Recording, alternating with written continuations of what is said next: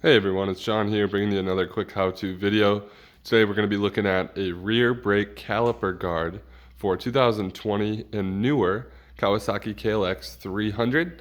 This should apply to the 300 Dual Sport, 300 SM, and 300R variants. And let's take a look at this guy. I did actually get this thing installed last night, but super simple one here for us, guys.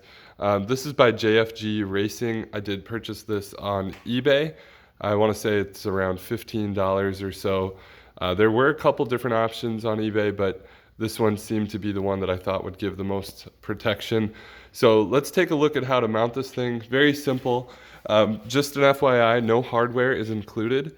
And I did buy this Kawasaki used, and unfortunately I didn't have any hardware in these mounting brackets when I bought the bike. So I did have to come up with a couple of bolts myself.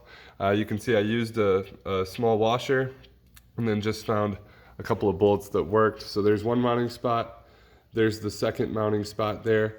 And I would advise, since this is going to see quite a bit of rough terrain, in my case, I did use a little bit of blue Loctite.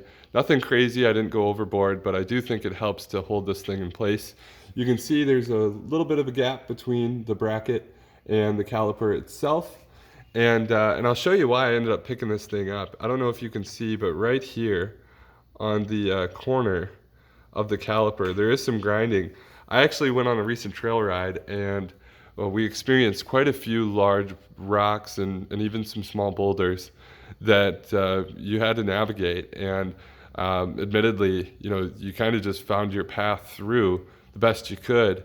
And I saw, there's a bunch of scratches and things. I ended up picking up a skid plate, a beefier skid plate after that trip, and that's what also caused me to buy this guard. Now, I will say it's aluminum. It's a decent finish.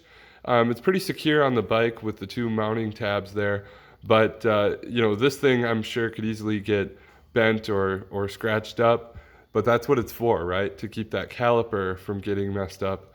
And maybe this isn't something that's going to last you the entire life of the bike. You might have to replace it at some point, but better to replace a $15 part than have anything go wrong with your actual caliper itself or your rear brake setup. So anyway, hope this video is helpful for somebody, just to give them an idea of what this part looks like. Here's the finish. The gold anodized look is nice.